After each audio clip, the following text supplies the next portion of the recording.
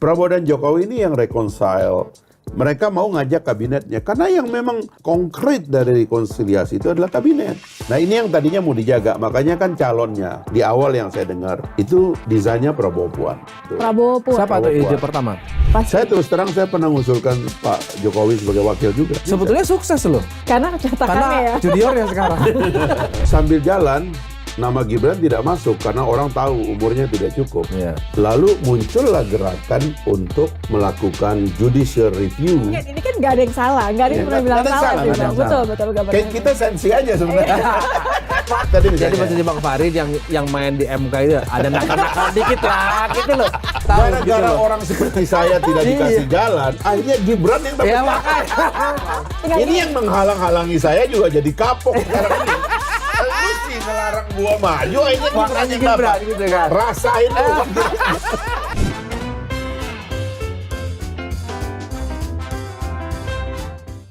Ketemu lagi di Lanturan, ngelanturnya pasti mudah-mudahan relevan. Amin ya robbal alamin. Sama aku tahu ada doa tambahan. Apa tuh? Mudah-mudahan benar ini nggak berubah lagi Oh. pasangannya. Hari ini kita kedatangan tamu yang selalu meledak-ledak dan selalu mengingatkan orang-orang yang mau maju ke kancah politik. Bang Fahri Hamzah, Wakil Ketua Umum Partai Gelora. Sehat Bang? Sehat. Sehat Bang. Di X gimana Bang? Masih rame Bang? Kita mau bahas itu. Move Iya. on 2024. Mantap aku Iya. soalnya kan. Gimana Bang, Partai Gelora kalau dari sisi persiapan Pileg gimana Bang? Pileg sih alhamdulillah kita mempersiapkan infrastruktur partai cukup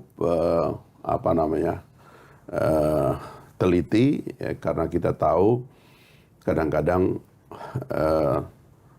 kemenangan itu sangat ditentukan oleh basis teritorial ya.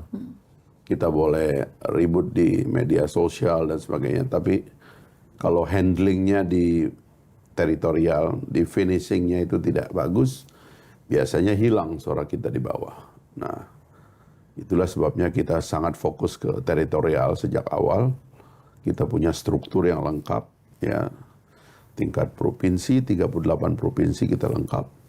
Kabupaten kota 514, 9 ribuan kecamatan, sekarang mulai turun ke desa cukup lengkap juga. Sehingga habis itu kita nyusun caleg juga cukup lengkap. 100% dapil pusat. 88 ya. Kemudian provinsi dan kabupaten kota, di semua provinsi dan kabupaten kota kita punya caleg. Makin mantap dengan muncul mendukung Gibran, berharap ada kotel efek? Ya otomatis ya, karena kan kita ini partai baru yang nggak punya tiket. Yeah. Makanya kita istilahnya itu stealing the show juga untuk menyadarkan orang bahwa kita pun meskipun partai baru bisa punya akses kepada calon, dan komunikasi kita dengan Pak Prabowo relatif cukup lama ya, karena saya sendiri sejak mahasiswa kenal beliau. Sampai sekarang nggak pernah berubah, nggak pernah naik turun begitu ya istilahnya. Kemudian di partai juga yang lama pun saya adalah pendukung beliau sampai sekarang gitu. Jadi orang melihat positioning kita yang konsisten itu rupanya ada manfaatnya gitu. Dan juga di kacamata teman-teman koalisi juga termasuk Pak Prabowo sendiri ya, kita diapresiasi karena bisa dibilang nggak pernah berubah untuk mendukung beliau. Diajak ngobrol nggak Bang kemarin Bang? Soal itu kan kayaknya kalau kita lihat dari awal pertama kali belum tahu siapa, nyebutin nama sampai akhirnya soal Maksudnya Golkar diajak dan terlibat lain-lain. prosesnya nggak sampai Saya muncul pengen- nama saya Gibran. pengen Kalau tahu Prabowo kan gitu. sudah pasti. Kalau Pak Prabowo itu kalau rapat, handphone kita dikumpulin, kalau bisa kita fokus, rapat dengan dia itu biasanya nggak lama. Tapi dia bilang, ini kita saudara ya, rapat kita tertutup, tapi di ruangan ini kita bebas menyampaikan apa yang kita inginkan. Termasuk kalau nggak setuju. Oh iya, silakan gitu. Kasih pertimbangan orang-orang. Oke ya, kalau gitu kesimpulannya ABCD. Oke, jadi dia cepat sekali gitu. Memang ini kan manajemennya dipengaruhi oleh sebagiannya bisnis dan militer. Ya. Karena dia juga pengusaha, dia juga militer gitu. Jadi cepat kalau ngambil keputusan tuh satset itu Pak Prabowo itu. Kalau lihat secara timeline, kemunculan Gibran itu mulai intensif di beberapa minggu terakhir sebelum dideklarasikan. Sebenarnya kan fenomena Gibran itu tidak bisa dihindari dari fenomena gagasan rekonsiliasi yang beliau mulai dengan Pak Prabowo tahun 2019 ya. Setelah Pilpres beliau menang, kami juga ketemu waktu itu sekalian melaporkan kita mau bikin partai apapun kan beliau presiden ya. Jadi kita cerita bahwa kita punya gagasan baru. Nah, sampaikan dan kita ajukan juga usul tentang rekonsiliasi. Dan Pak Anies nih ketua umum kita ini kan orang yang punya wawasan geopolitik yang sangat bagus ya. Waktu itu beliau bilang, belum ada krisis loh 2019. Pak, akan ada krisis Pak. Krisis besar di dunia. Kita belum tahu apa, tapi ini kelihatannya pola-polanya ada. Ceritain. Nah, terus gimana ya? Kita mesti bersatu. 2 kali pemilu ini, 2019, 2014, pembelahan ini nggak boleh dibiarkan. Elit paling tidak harus disatukan gitu. Karena itu nanti kita akan memerlukan waktu krisis datang gitu. Dan betul, habis itu kan Pak Prabowo diajak masuk, Pak Sandi juga, lalu habis itu meledak COVID kan. Sebenarnya kebayang sih komplikasi betapa rumitnya politik kalau pada waktu itu ada oposisi yang hampir 50% loh kekuatannya di parlemen itu. Ya alhamdulillah COVID kita atasi dengan baik. Kemudian ketegangan Laut Cina Selatan yang punya efek pada perekonomian dunia secara umum itu kita atasi juga. Habis itu perang Rusia-Ukraina kan. Itu luar biasa itu Pak Jokowi. Jadi boleh dibilang kemunculan Gibran kalau sampai nanti besok didaftarkan. Nah, itu kan kita asumsikan sudah dideklarasikan. Itu adalah setengah jawaban dari satu rekonsiliasi, kedua menghadapi krisis besar dan Gibran salah satu jawaban. Jadi nah sebelum sampai ke situ kan akhirnya kan beliau memang ingin menjaga koalisi besar kan. Karena apapun hadirnya Pak Prabowo dan Pak Sandi dalam kabinet itu memberikan warna dalam kabinet bahwa ini ada persatuan gitu. Bayangkan ya, PDIP, ya Gerindra, ya kemudian Golkar, kemudian P3 dan sebagainya kan gabung kan menjadi satu. Memang ada ongkosnya, tapi ini ongkos terjadi di seluruh dunia.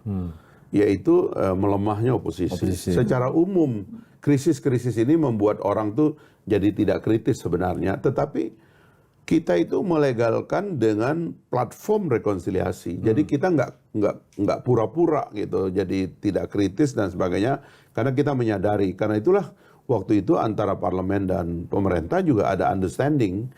Bahkan sebenarnya saya ingat gitu waktu menyusun undang-undang MD3 atau revisi. Saya kontak istana kan, Pak rekonsiliasi di undang-undang MD3 gimana gitu. Udah kalau bisa semua partai jadi pimpinan parlemen. Itu yang terjadi. Coba lihat sekarang di Senayan itu. Ada 9 partai politik, semua jadi wakil ketua MPR. Jadi itu rekonsiliasi yang memang didesain dari awal oleh pemerintah sebelum ada COVID, sebelum ada perang Rusia-Ukraina, sebelum ada ketegangan yang luar biasa di Laut Cina Selatan. Checks and balances bukannya bagian dari hal yang penting? Itu soal lain kan. Memang ada fungsi lain yang kurang kuat, yaitu fungsi independensi parlemen. Sebenarnya fungsi independensi parlemen itu isu lain sebenarnya, karena penguatan kabinet itu bukan pelemahan legislatif. Sebab presiden itu kan dalam sistem presidensial tidak bisa dijatuhkan oleh parlemen. Nah, justru parlemen yang kuat itu membantu kerja presiden dengan cara melakukan kritisasi terhadap kerja anggota kabinet. Sebenarnya kan begitu. Jadi presiden sebenarnya senang kalau parlemennya kuat. Gitu. Karena dengan itu menteri-menterinya jadi beres bekerja. Dia nggak ada gangguan banyak lah. Kembali ke rekonsiliasi tadi, akhirnya kabinetnya dipertahankan. Nah, pikiran Pak Jokowi itu kan kabinet yang kita pertahankan ini ya semua ya sampai ujung, sampai akhir. Dan di akhir kalau ada tantangan silakan, tapi clear. Karena tidak ada platform yang bisa membedakan antara yang di sana dengan yang di sini, kecuali bahwa mengkritisi apa yang sudah berjalan dengan sesuatu yang baru. Nah, rupanya yang mengambil posisi itu dari awal Pak Surya Paloh. Gitu loh. Jadi makanya ada euforia waktu itu mengatakan Anies Baswedan adalah antitesis daripada Pak Jokowi. Sebenarnya itu positioning yang bagus. Kalau memang itu ya. kalau memang mau diambil gitu, karena memang kebayang waktu itu di ujung, memang Pak Jokowi itu pikirannya waktu itu bisa nggak meskipun nanti kita pisah, kita ngomong baik-baik deh. Karena apapun kan harus ada pilpres. Dan pilpres itu kan apapun kan harus minimal 2 calonnya kan. Kan difikirkan waktu itu, karena ini udah jalan nih rekonsiliasi. Bisa nggak yang di ujung ini kita, nah rupanya menurut yang saya dengar, itu tidak ngomong keluar itu. Waduh, perahu sekoci pertama keluar. Nggak ngomong. Akhirnya ada damage-nya di situ gitu. Dan setelah itu kemudian perahu sekoci kedua keluar lagi, Pak Ganjar. Itu masalah lagi. Tetapi ide besar untuk membuat rekonsiliasi itu nggak hilang. Karena memang pada dasarnya itu yang mau dipertahankan. Tapi gini Bang, bukannya kalau misalnya nafasnya atau niatnya adalah rekonsiliasi, dengan kemudian sekarang keputusannya Pak Prabowo didukung oleh koalisi mengambil Gibran yang masih, ini kan belum ada keputusan kan ya, masih merupakan kader PDIP, itu it doesn't look makanya like kan rekonsiliasi. Makanya kan begini kan, pertanyaannya kan ini rekonsiliasi antara siapa dan siapa. Kalau kita trace ke 2014-2019 adalah between 2 kelompok dan figur yang beradu pada 2 pemilu itu. Namanya Pak Prabowo dan Pak Jokowi. Kan ini yang permanen kan. Prabowo Hatta, Prabowo Sandi, Jokowi JK, Jokowi Ma'ruf kan. Tapi yang permanen adalah Prabowo dengan Jokowi. Prabowo dan Jokowi ini yang reconcile. Mereka mau ngajak kabinetnya. Karena yang memang simbol konkret dari rekonsiliasi itu adalah kabinet. Makanya harusnya kabinet itulah yang diopus oleh power baru gitu loh. Nah ini yang tadinya mau dijaga. Makanya kan calonnya di awal yang saya dengar itu desainnya Prabowo Puan. Awalnya itu. Prabowo Puan. Siapa tuh ide pertama? Datang dari siapa? Ya itu termasuk saya kira bisa dicek juga ke Mbak Puan. Karena ini kan udah komunikasinya jalan sebenarnya kan. Dan memang hubungannya luar Harusnya biasa. barang jadi ya satu. Jadi Mbak Puan kan naik kuda di Hambalang dan sebagainya. Harusnya barang jadi tuh. Terus tiba-tiba di tengah jalan begitu Nasdem keluarkan Anies Baswedan, klop nih. Cuman ada masalah karena harusnya yang keluar tuh keluar beneran gitu loh. Sehingga penantangannya itu kuat. Jelas. Clear. Ini yang mau terus, itu yang nggak mau terus. Misalnya kayak gitu. Nah, itu pertama. Nah, yang kedua itu sebenarnya kan memang Pak Jokowi setidaknya karena ikut membesarkan Ganjar juga, pikirannya ya jangan Puan. Prabowo Ganjar. Ada juga Prabowo Ganjar pikirannya kan. Dan memang kemudian Ganjar yang memang elektabilitasnya Pak Ganjar gitu. Nah rupanya di PDIP saya dengar nggak mau Prabowo Ganjar, tapi maunya Ganjar Prabowo. Ini masalah siapa 1 dan 2-nya ya? Nah ini muncul. Nah Pak Jokowi di situ ya nggak sanggup.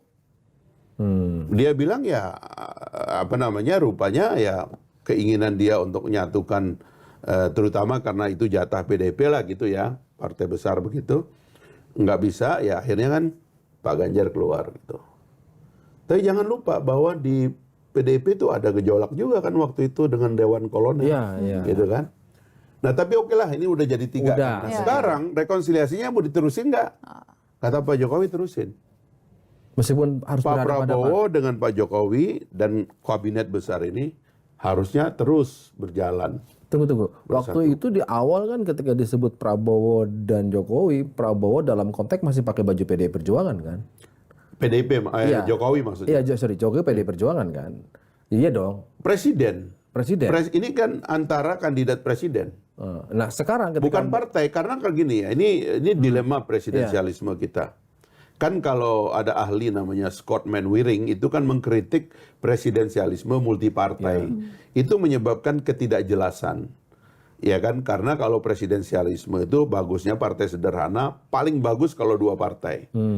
Karena itu kemudian tidak perlu ada koalisi, tiket gitu. Ya. Nah, kita ini kan masalahnya itu presidensialisme multipartai, sehingga kalau kita tanya, ini para pihaknya siapa? Iya. Kalau kita bilang partai terlalu banyak, partai yang mana? Koalisinya dasarnya apa? Sekarang aja kan kacau kalau kita bicara koalisi ya. Yang menyatukan dua partai yang masih ada dalam kabinet, PKB dengan Nasdem dengan PKS apa? Kan tidak bisa kita jelaskan ini. Sama juga dengan PDIP apa? Nah, satu-satunya yang bisa dijelaskan adalah bahwa ini adalah the ruling cabinet. Ya. Di negara-negara demokrasi juga begitu. Between ruling cabinet and opposition. Gitu kan. Nah, ini ada ruling cabinet, yang mimpin siapa ruling cabinet? Pak Jokowi. Oke. Dulu lawannya yang diajak rekonsiliasi namanya Prabowo. Ini masih dalam satu perahu, tadinya menginginkan agar rekonsiliasi dalam kabinet itu memutuskan presiden dan wakil presiden ke depan dari kabinet. Oke, Jadi tapi kayaknya mungkin pertanyaan, Mas Yogi iya. itu penasaran karena kan oke lah presiden, tapi kan narasinya presidennya kan tetap bagus adalah ya, tetap. Tapi kemudian saya agak curiganya begini, kenapa kemudian muncul nama Gibran? Nah, itu Gibran tadi itu kan. jadi kolateral atau apa? Jadi Makanya ini perlu kita mitigasi ya. Ini kita kolateral atau mitigasi gimana? karena prosesnya terus terang agak natural menurut saya. Natural. Sehingga bukan nanti dikondisikan, Bang. bukan, sehingga nanti kita bisa menjawab kecurigaan orang tentang posisi Pak Jokowi dan sebagainya. Jadi Mbak Puan gagal, Pak Ganjar gagal, Pak Ganjar keluar, ya kan, PDIP keluar, bikin blok sendiri, berarti sudah 3 keping blok ini kan. Sekarang kan di koalisi besar ini bertanya, kira-kira dengan siapa lagi? Seorang yang merepresentasikan Prabowo dan seorang yang merepresentasikan Pak Jokowi. Atau kelompok Pak Jokowi yang menyetujui itu. Kelompok Pak Jokowi ya. Ya. Oke. Nah, sekarang Pak Prabowo mewakili Pak Prabowo. Bukan kelompok lagi tapi anaknya Pak Jokowi. Itu Ya, makanya kan. Iya, makanya nggak main-main. Makanya kita sekarang Dosisnya ketinggian. karena gini, Wapres itu sepenuhnya simbolik. Ini juga argumen kuat yang nggak bisa dibantah juga. Di negara kita dengan sistem seperti ini, apa boleh buat, karena nomination by the elite sepenuhnya wakil presiden adalah simbolik. Ya, ya.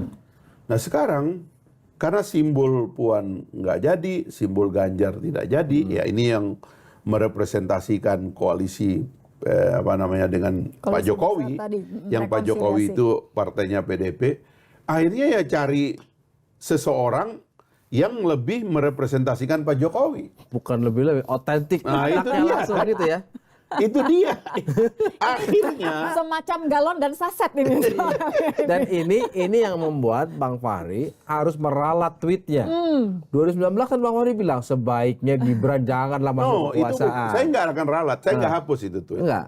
Gimana Karena penjelasannya? pada waktu itu pertama saya sendiri masih di DPR ya mau berakhir. Yang kedua Gibran belum masuk politik. Ya. Kan pilihan orang kan, kalau kita lihat kapan orang masuk politik dan tidak itu kan momennya kita nggak tahu. Politik kita ini kan tidak mengenal party ID, sehingga orang tuh masuk keluar dalam politik pindah partai itu dahsyat sekali. Bukannya waktu itu Bang Fahri konteksnya karena Gibran anak presiden, janganlah masuk ke sana. Makanya saya merusak mau reputasi. ceritakan itu, ya kan. Nah, sekarang pada waktu itu dia masih muda dan dikenal sebagai orang berusaha, ya kan. Baru menikah kalau nggak salah, belum punya anak. Pikiran saya ya sebaiknya tidak masuk politik. Karena angin yang menerpa Pak Jokowi waktu itu keras sekali. Kebetulan saya masih bersama teman-teman yang beroposisi dengan Pak Jokowi. Secara resmi ya, karena di DPR gitu ya. Daripada menambah beban Pak Jokowi, lebih baik dia jangan masuk situ. Tapi semua orang lain ya yang di sekitar Pak Jokowi mendukung Gibran. Oke, dia sudah masuk. Sekarang kan dia sudah membuat pilihan. Dan dia firm dengan pilihannya itu. Bedanya berarti apa, Bang? Muda, sama-sama masih muda. Oh, dia sekarang udah punya Anginnya 2 Pak anak. Jokowi masih angin kencang juga. Pertama dia gitu. sudah punya 2 anak. Dia sudah independen. Dia sudah jadi wali kota. Sorry, independennya nih? Ya keluarganya kan artinya kan. Keluarganya. Nggak kirain ada bocoran. Enggak kan, gitu, kan gini, karena nanti ini jatuhnya lalu kepada perdebatan, sama juga dengan apabila almarhum Pak Yaakob Utama dulu kita bilang anaknya jangan dulu lah ikut. Ya. Ini kan dinasti, definisi orang itu kan keluarga. Keluarga politik punya logika, keluarga bisnis punya logika. Ya, ya. Orang masuk politik itu pada dasarnya ya memang itu dunianya. Keluarga Bung Karno begitu, keluarganya Kennedy, keluarganya Clinton kalau di Amerika, keluarga Bush, keluarga Nehru di India, bahkan keluarga orang-orang lokal kita, keluarganya Ratu Atut, keluarganya Pak Haritano sekarang yang lagi disorot orang ya. Tapi itu kan pilihan keluarga, dan keluarga yang berbakti dalam politik bukan penjahat. Keluarga yang berbakti dalam politik itu pahlawan juga. Sebagaimana orang keluarga yang membangun bisnis atau keluarga yang membangun tradisi sebagai kiai, sebagai ulama, itu mulia semuanya. Kita juga jangan kemudian negatif kepada pilihan politik. Termasuk keluarganya Pak Jokowi mendorong Gibran juga bagian dari... Sama dengan keluarga Megawati mendorong Ibu Puan, dan sekarang anaknya Puan juga didorong menjadi caleg. Itu sama aja. Jadi jangan kita anggap orang jahat kalau sudah kayak begitu, enggak juga gitu loh. Hanya memang begini, yang dibaca oleh publik itu adalah proses satu menuju ke pencawapresan. Kenapa ada proses di MK misalnya yang Iya makanya, nah ini soal lain kan, kita bahas nanti soal MK. Itu kan artinya bagaimana bisa seperti yang disampaikan Bang Fahri bahwa ini logikanya logika satu untuk rekonsiliasi, logika untuk menyatukan, logika dan sebagainya. Padahal orang membaca sederhana, Gibran ini anak, kenapa harus anaknya gitu. Makanya sekarang kita terima nggak logika saya atau nalar yang berkembang bahwa memang ada rekonsiliasi, lalu ingin diteruskan, dicobakan dengan beberapa figur yang ada di dalam lingkungan kabinet dan partai politik yang ada, akhirnya gagal. Lalu di pembicaraan berikutnya koalisi besar ini, lalu siapa? Lalu muncul nama-nama orang kan. Si ini ditolak, si ini ditolak, si ini ditolak oleh partai ini menolak si ini dan sebagainya gitu. Termasuk Erick Thohir ditolak. Harus ada jalan keluar ya, Erick Thohir ditolak dan sebagainya. Harus ada jalan keluar kan? Sambil jalan nama Gibran tidak masuk karena orang tahu umurnya tidak cukup. Lalu muncullah gerakan untuk melakukan judicial review judicial review terhadap satu pasal di dalam undang-undang pemilu yang mengatakan bahwa umur itu di atas 40 tahun. 40 tahun ke atas. Ini nggak ada kaitannya dong, nggak ada kaitannya dengan ya itu tadi mempersiapkan secara terkait natural. Atau tidak terkait, tapi ini kan dinamika yang Bang Fahri itu bagian dari supaya gol. Terkait atau tidak terkait, terkait atau tidak terkait ya politik mesti terkait. Kan nggak mungkin tidak terkait. Maksudnya Nitya, gerakan untuk melakukan judicial review itu bagian dari perencanaan untuk menggolkan Gibran. Ya, maksud saya. Kita bisa akui, bisa juga tidak kita akui, tapi tidak mungkin tidak diakui. Tapi semua itu adalah, tapi itu itu dua proses yang legal. Masalahnya kan ini kan nggak ada yang salah, nggak ada yang pernah bilang salah sih, Bang. Betul. Kayak kita sensi aja sebenarnya. Itu poinnya. Nggak ada yang salah sebenarnya. Cuman ngomongin rasa Bang, rasa aja. Orang menjelaskan ke publik itu. Makanya kan masyarakat problem kita dengan politik kan begini ya. Itu yang saya bilang dilema peradaban. Politik itu sesuatu yang mulia. Memimpin orang, mesejahterakan orang, bersikap adil, dan itu bukan cuma sikap politik dalam demokrasi. Raja-raja juga begitu, raja yang adil. Raja yang bijaksana. Kenapa pakai diksi raja? Enggak, kalau kita zaman dulu. Oh, zaman dulu ya. Saya agak ini. Sensi. Takutnya Pak Jokowi raja gitu loh. Bukan. Itu sensitif, Bang. Bahwa politik itu selalu ada dua sisi. Sisi keagungan, keunggulan, gagasan-gagasan besar di satu sisi. Tapi di sini kan ada sisi dirty dari politik. Bahkan saya sering mengatakan di mana-mana kan, kalau di dalam agama Islam itu Nabi itu adalah pemimpin juga, raja juga. Jadi dia mengajarkan hal-hal yang pengabdian, pengorbanan, ketaatan, peribadatan dan sebagainya. Tapi di sini ada perang, dan dua-duanya dilakoni bersama-sama. Sehingga dalam politik juga demikian kan, ada cita-cita Jadi dalam perspektif ini, dalam perspektif ini tadi misalnya. Jadi maksudnya Bang Farid yang main di MK itu ada nakal-nakal dikit lah, gitu loh. Ada nakal-nakal dikit, ada dirty dikit, Jadi, gitu loh. jadi ini ide rekonsiliasi dan seterusnya kan. Di sebelah kiri kan orang berpikir, masa ide doang? Karena harus diperjuangkan. Jadi adalah yang berjuang gitu loh. Terhubung langsung atau tidak, ya kan? Tapi itu adalah dinamika. Itu juga adalah semacam persetujuan orang. Misalnya anak muda dari Solo itu.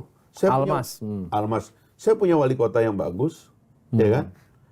Dia berkarir politik dari bawah, maksudnya itu dari wali kota. Ya memang anak presiden. Tapi saya merasa sebagai warga Solo, dia membuat saya lebih baik, lebih bahagia. Kenapa bukan dia? Gitu. Oh, karena ada umur 40. Oke. Open legal policy kata dia umur 40 nggak boleh berubah. Boleh, tapi saya minta siapa yang pernah berkarir dalam politik lokal sebagai elected official dimenangkan gitu loh. Ini nakal-nakal dikit. Nah itu dia. Memang begitu. Ini nakal-nakal dikitnya. Hidup itu sepertinya tadi pakai diksi dirty-nya itu loh. Ya. Nah akhirnya menanglah dia di situ dan cope lah waktunya juga. Ini momen aha momen itu kapan Bang? Kan tadi kan belum kesebut nih siapa yang nyebutin nama Gibran karena kan sebelumnya benar-benar gak ada ide sama sekali siapa dan kapan? Kami sebelum masuk di Gelora ya, kami sebelum masuk koalisi kan kami melakukan judicial review. Karena pada waktu itu keputusan rapat teman-teman di Rakernas meminta Pak Anies Mata, ketua umum saya jadi calon presiden dan saya sebagai wakil presiden, calon wakil presiden. Itu dipasang spanduknya di mana-mana ya. Nah caranya adalah kita batalkan dulu threshold supaya kita bisa maju. Dan niat ini bukan bahwa nanti kita akan terpilih, bukan. Jadi ada tradisi dalam politik yang harus dihidupkan bahwa satu partai politik mewakili lahirnya satu gagasan. Satu gagasan itu melahirnya satu janji kepada negara dan pemimpinnya yang akan menjadi calon pemimpin negara. Kan begitu. Ini nih bedanya. Kalau Partai Gelora itu mengusulkan untuk memberikan pembelajaran politik. Ada narasi besar bahwa semua bisa punya kesempatan maju. Kalau Gelora. Tapi kalau yang nakal-nakal ini untuk menang. Supaya jadi barang itu gitu kan Bang. Untuk itu bedanya. Sama-sama main MK gitu. Satu untuk memberikan pembelajaran. Dalam politik menang. Dalam perang itu juga kan ada tim kesehatan yang mengobati yang luka-luka. Inilah. Ada pembunuh di depan. Itu biasa itu. Politik itu adalah peperangan. Di kelas juga ada yang tukang bolos. Kita jangan pura-pura tidak tahu. Ini mantap.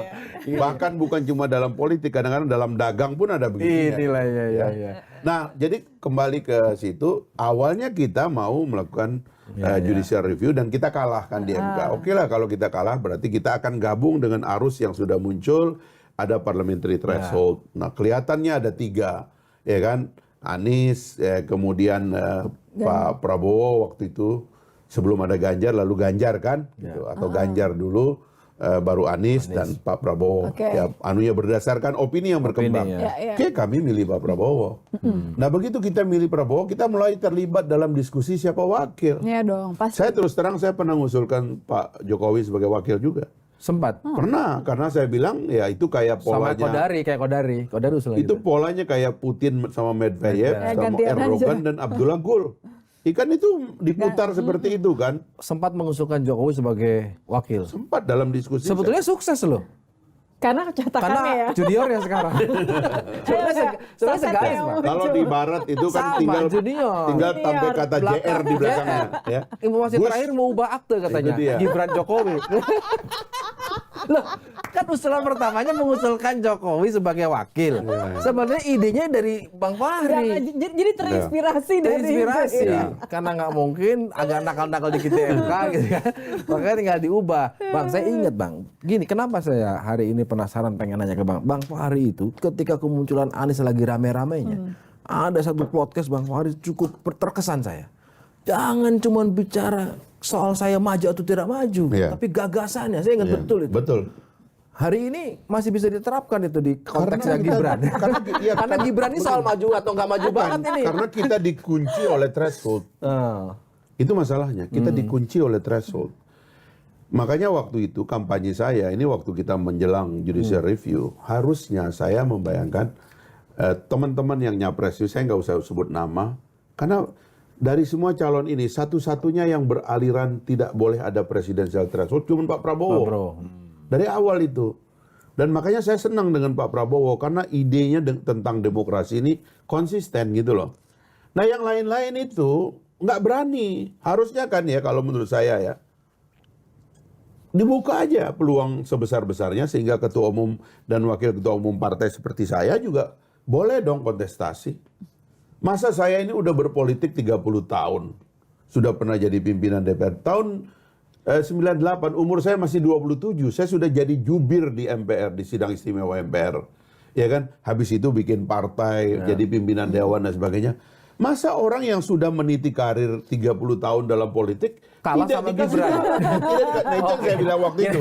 Kirain kalah sama yang wali kota 2 tahun gitu Gara-gara loh. orang seperti saya tidak dikasih jalan, Emang, Bang. gara-gara orang seperti saya tidak dikasih jalan, akhirnya Gibran yang dapat.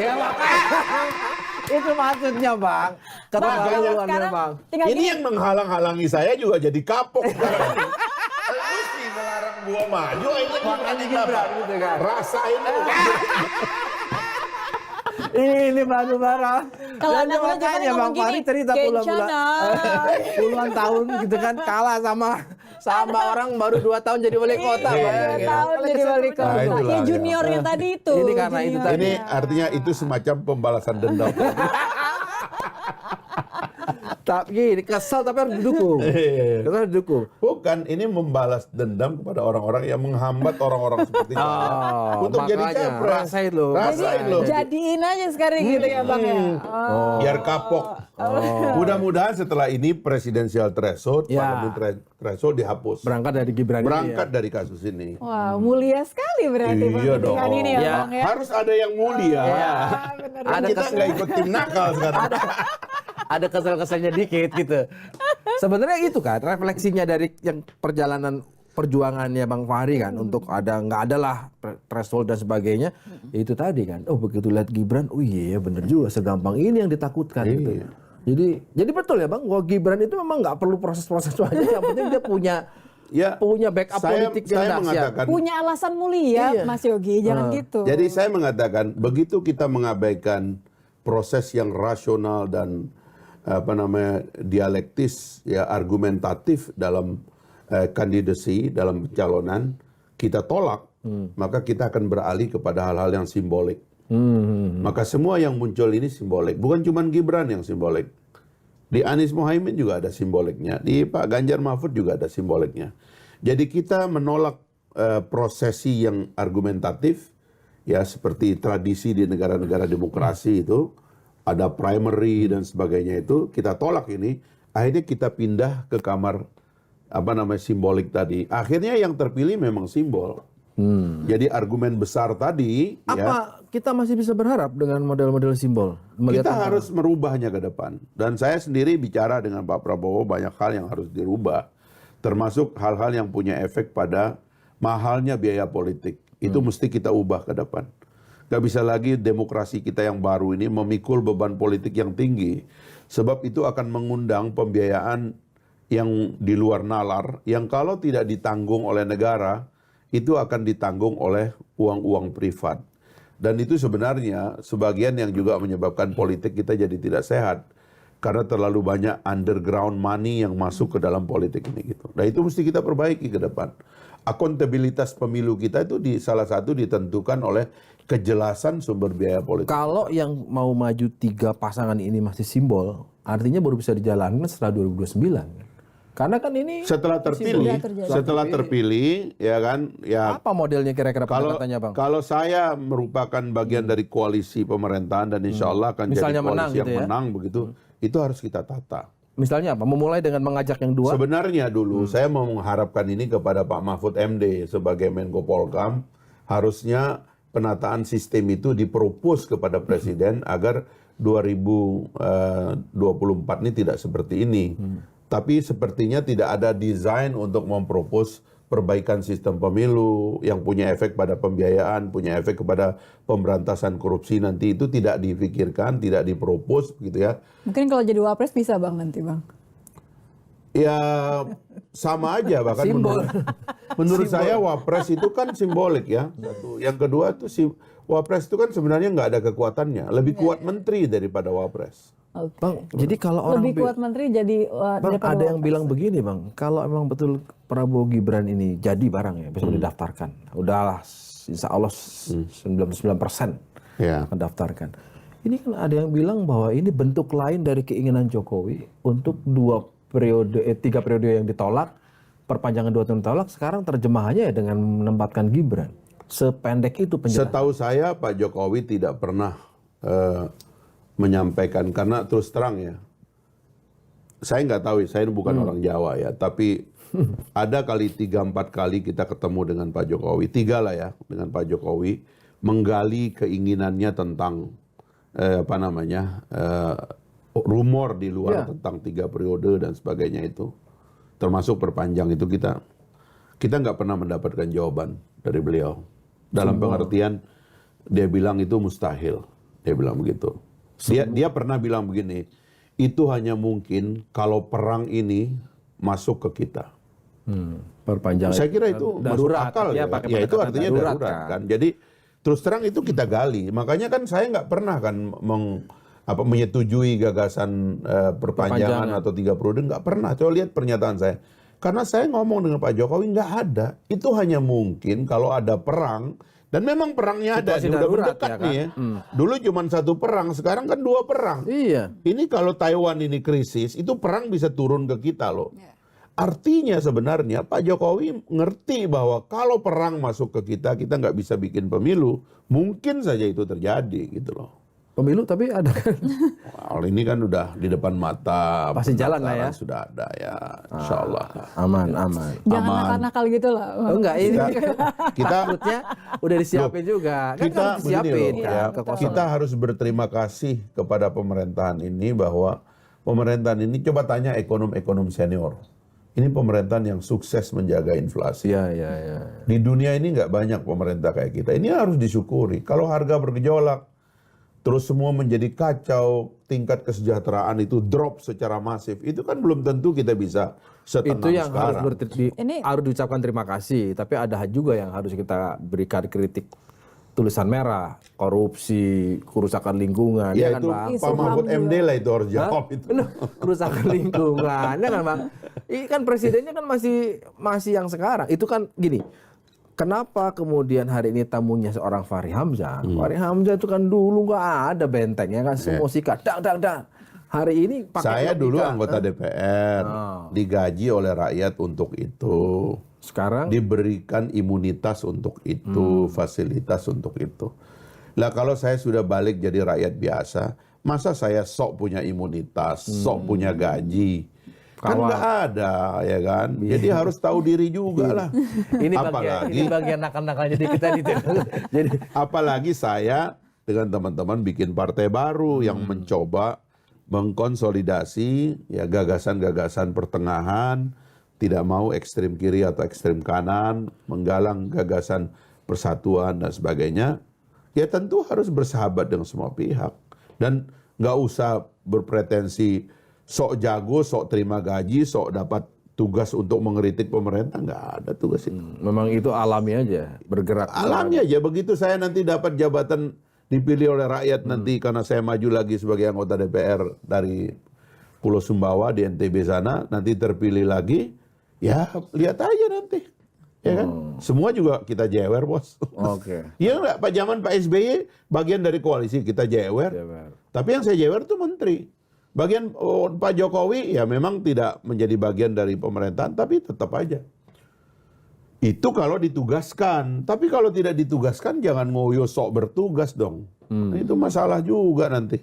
Termasuk Kita ini rakyat ini cari makan. nggak memberikan kritikan kepada Gibran dengan segala prosesnya karena tidak sedang Karena bertugas saya itu. sadari ketidaksempurnaan sistem ini dan proses ini dijalankan dengan baik, maka justru kehadiran Gibran ini adalah pintu atau solusi bagi kita sekarang ini. Gitu. Saya mau tanya Bang terakhir Bang, keberadaan Gibran di Pak Prabowo dan koalisi Indonesia Maju dalam konteks head to head dengan Anies, dengan Ganjar, itu Bang Fahri melihat siapa yang akan diambil basisnya, apakah di sisi Mas Anies atau di sisi Ganjar?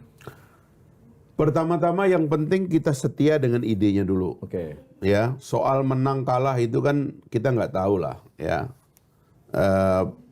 ada dalam perhitungan strategi kita, tapi kalau kita setia dengan gagasan ini, akhirnya posisinya Pak Prabowo dan Mas Gibran tuh mudah dibela gitu. Dan ini yang kita anggap akan menyebabkan, mohon maaf aja, itu publik akan cenderung kepada Pak Prabowo dan Mas Gibran ini. Meskipun gitu. sekarang relatif sentimennya Enggak juga. Ini kan keributan dari elit Jakarta aja sebenarnya yang kita harus atasi ya, karena memang sudah ada dua ekstrim kan. Ini mohon maaf menyebut istilah ini karena memang inilah identifikasi kita yang lalu.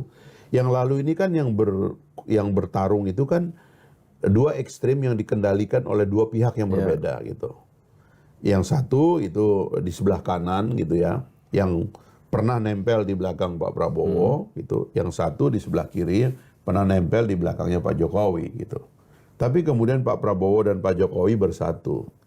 Orang-orang yang cuma melihat Pak Prabowo dan Pak Jokowi itu punya itikat baik untuk menyatukan bangsa, stay dengan Pak Jokowi dan Pak Prabowo. Oke. Tapi yang tidak mau, tentu dia tetap akan menjadi radikal dan lari ke kanan, yang pernah di belakang Pak Prabowo, dan yang pernah di belakang Pak Jokowi, dia lari ke kiri secara ekstrim, dan bahkan sekarang memaki-maki kelompok tengah ini, atau Pak Jokowi dan Pak Prabowo yang mengikhtiarkan satu rekonsiliasi besar berikutnya.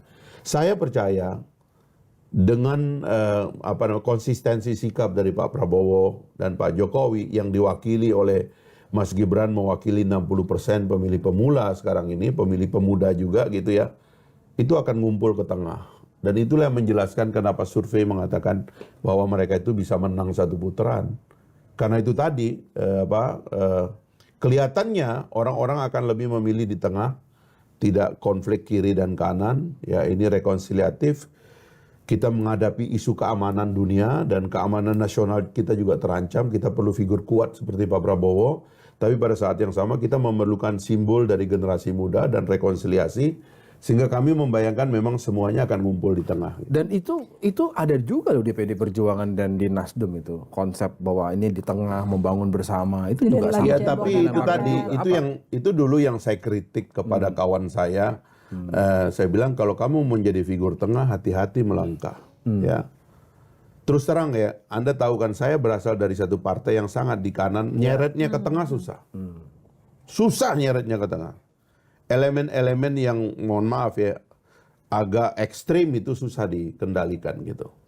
Nah sama mungkin juga yang di kiri juga demikian. Nah sebenarnya figur-figur seperti Nasdem, Mas Anies itu kan sebenarnya orang tengah. Tapi karena menyeret diri terlalu jauh ke kanan, itulah yang menyebabkannya susah. Dan orang itu sudah kadung menjadikan dia hero, dia nggak bisa melemah lagi. Padahal pada dasarnya dia pingin menjadi figur tengah, nggak bisa lagi, udah kena seret.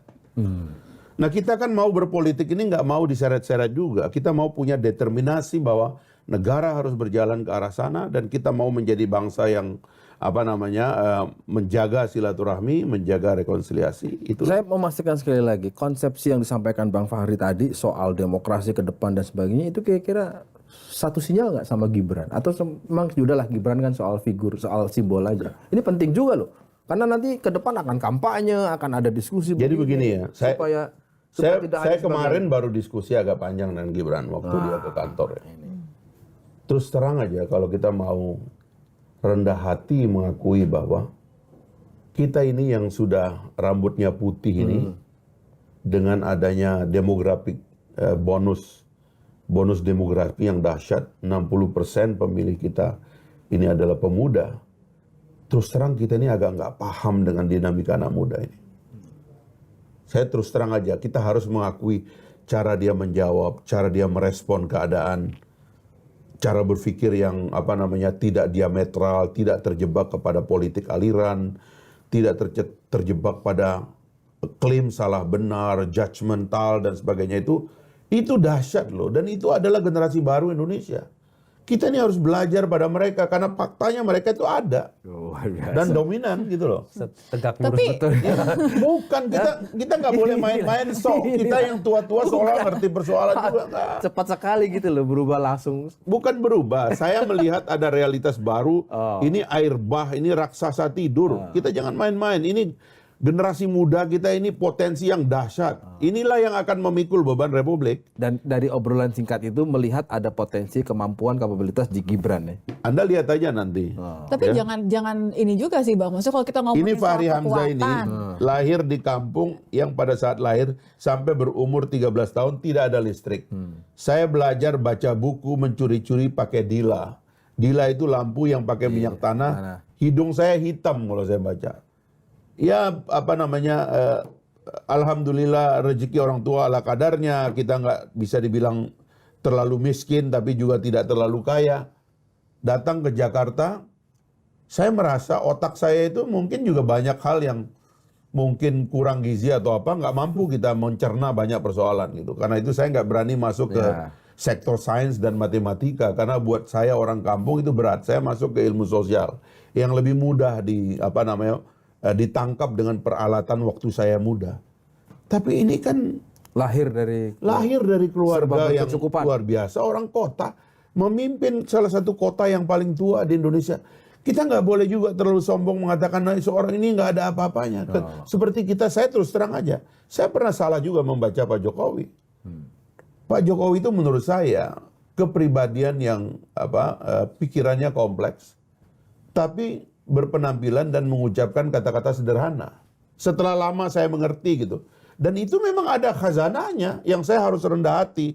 Suatu hari saya diundang oleh Sultan Hamengkubuwono, satu-satunya dinasti yang ada di Republik ini yang masih berkuasa. The real dynasty. The real dynasty itu Hamengkubuwono. Saya diundang dan saya ngobrol di rumahnya. Dia memberi saya itu khazanah dalam ilmu-ilmu orang Jawa. Sampean tuh saya tonton Mas Fahri, kalau bicara itu sangat meyakinkan. Tapi jangan membuat orang lain tuh merasa digurui. Sangat tegas, tapi jangan bikin orang tersinggung. Itu ilmu-ilmu yang di pantai sana, di kampung saya itu saya nggak paham. Tapi ini khazanah, inilah Indonesia rumit. Seperti kita melihat gaya Pak Jokowi sekarang juga. Nggak bisa kita sederhana. Dan bibit itu ada di Gibran. Ada di Gibran. Ketemu lagi di Lanturan minggu depan.